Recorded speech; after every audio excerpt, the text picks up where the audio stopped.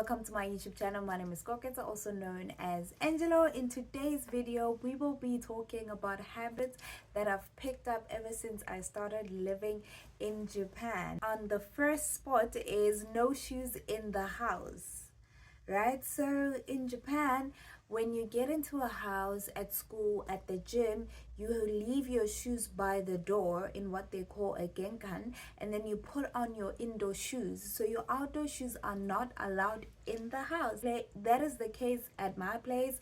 No shoes in the house, leave the shoes by the door, and then put on your indoor shoes. This is actually the case at school as well. Even visitors have to put on like visitor slippers if they don't have indoor shoes. And even at the gym, you take your outdoor shoes to the gym, and then when you get to the gym, you switch into your indoor trainers or indoor sneakers. So you always have to have an extra pair of shoes that you don't use outside that you can use in the house. Number 2 is no speaking on the phone in public spaces. So my phone is basically always on silent. Even at work, when your private phone or personal phone rings, you have to leave like the place where your colleagues are and like walk away and answer the phone away from the general public or the people. Even on the bus or on the train, there is no phone, which I absolutely like, because in some instances people would just be playing their videos or TikTok in public and we can all hear what you're listening to, and sometimes it's really not that pleasant for us to be listening to what you are listening to, because it's just like, but what is this, you know? So in public spaces or a place where there's the public, you usually don't answer your phone, and even so, it's like you'd be like, hello, just so you don't disturb the other person next to you. Another thing is carrying my trash home. So if I were to go to a picnic or go to a braai, I would have to carry my trash home. There are no trash bins in Japan, so I have to have a trash bag with me. Even when you go maybe like a street food or festival, there is no trash can, okay, unless I've seen some in like very tourist areas, but otherwise there's no trash can. So you have to carry your trash home and sort it out. So even if you go for a picnic or a braai or barbecue, you have to take your trash, and when you get to your place, you have to sort it out. And they take that very seriously. There are instances where like people would come and knock at your door and they're like, yo, you didn't sort out your trash properly, like they'll bring back your trash bag, and in your trash bag you have to write your place and room number. So sometimes they even open, like if you don't, you can't bypass it. If you don't write your room number on that trash bag, they will open it, and if they find mail in there or something that will indicate that it's you, they will bring the trash bag back to your place and be like, yo, please sort out your trash very well enough. So you have to trash it into different compartments, bannables, foods, and all of that. So I've learned how to carry around a trash bag, or just be open to carrying my own trash with me, taking it back home. Which brings me to my next point. Another thing that I've learned to carry is a tote bag. Like, it's so serious that if I were to come back from work and I'm like, oh, let me pass by the store, sometimes I even have the thought of driving back to my place to get a tote bag just so I don't buy a plastic bag. It's that serious. I don't know, it's just a habit that I've picked up, and that is one habit that I wish to carry on past my living in Japan. Another thing is clearing up the table after a meal. So what happens is that in Japan, when you eat at a restaurant, sometimes you're expected to take your tray to a certain designated area where you will sort it out, or like put the cutlery in different compartments, or just carry the thing back to the people that work there, and then they take it from there. So that is something that is very common in some restaurants, not just fast food areas or fast food restaurants. Like you take your tray back to the people, and then they like sort it out for you. So that's something that I also have picked up, or have to do rather. And then another thing in that carrying department is that I've gotten used to carrying a hand towel, because restrooms in Japan usually don't have paper towels, or like that that vent thingy where you dry your hands. So because when I arrived here, it was during COVID.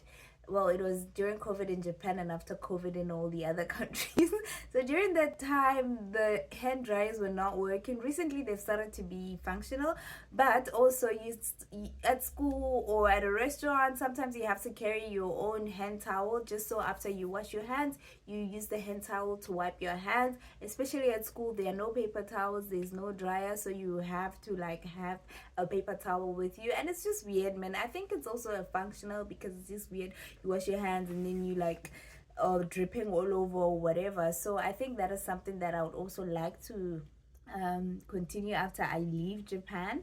Another thing is when I eat, I usually now I usually have these small saucers or smaller plates that I eat in, even at my place, because in Japan, when they serve you a meal, they usually have these small plates, side plates with different things, pickles, vegetables, meats, fish, like all these small plates. So which means that they don't mind doing the dishes, because they do make up a lot of dishes. So even at my place, I've gotten used to eating in these small dishes, different dishes. Like I'd serve myself something, maybe rice, and then a smaller dish would have something else. Yeah, that is one habit that I've picked up. I'm not sure I like that one, because it creates a lot of dishes. And another thing is allowing people to cut before me in traffic. It's just a thing that people would do. Like if I were on the main road and have the right of way, and somebody is coming in from an intersection, then there's a sort of expectation, or I don't mind just waiting that person passes, just out of sheer, I don't know, mindfulness of the other person. Like you're not supposed to be in a rush, so you have to have that allowance of letting people pass.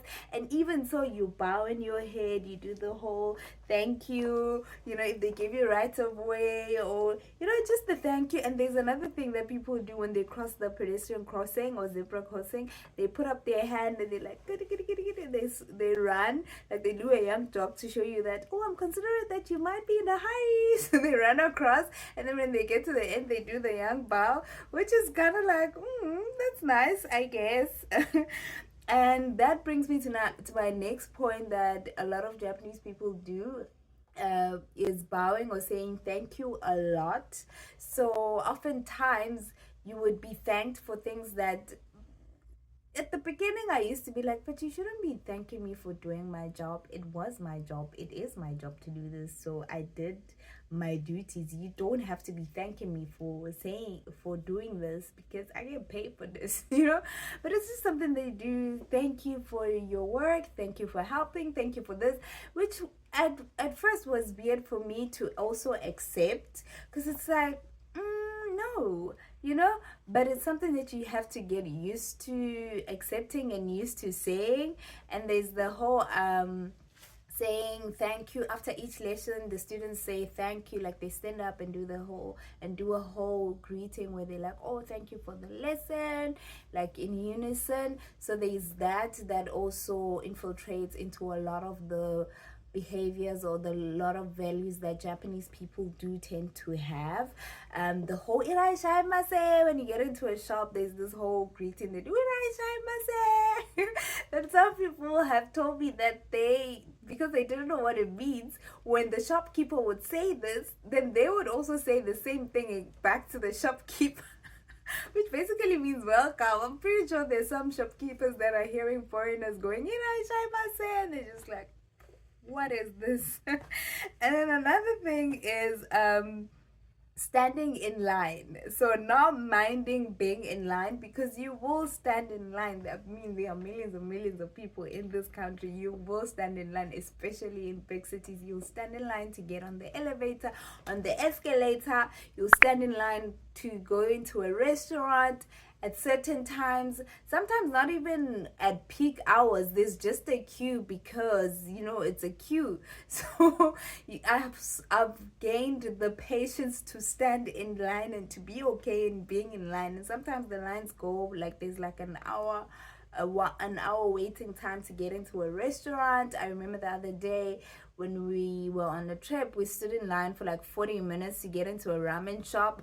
And that's the expectation. The day before was 60 minutes, and then when we went the next day, it was like 30 minutes, 30 to 40 minutes. So we're just like, I guess, So there's a lot of patience that you have to have in terms of that.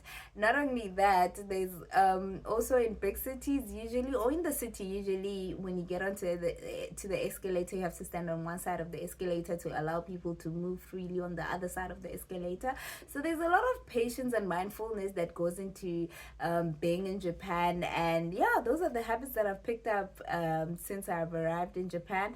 Some of them I wish that I think I want to keep moving away from Japan. When I do move away from Japan, then those are the habits that I do want to keep, like keeping my shoes separate, like outdoor shoes, indoor shoes. I like to do that. No shoes, outdoor shoes in the house, that I actually like. Even the speaking on the phone in public is something that I think the world around needs to pick up, because some people are loud on the phone, and like some people are playing video games and videos on the phone. It's just chaotic, especially in public spaces. But yeah, let me know what you think. What are some habits that you think you'd like to pick up? Some habits that you probably doing that you didn't even know that Japanese people are doing. What do you think? Leave a comment down below. Please do like, share, subscribe. Thank you for tuning in, and see you next time. Kiosk get there. Please take care of yourself, and goodbye.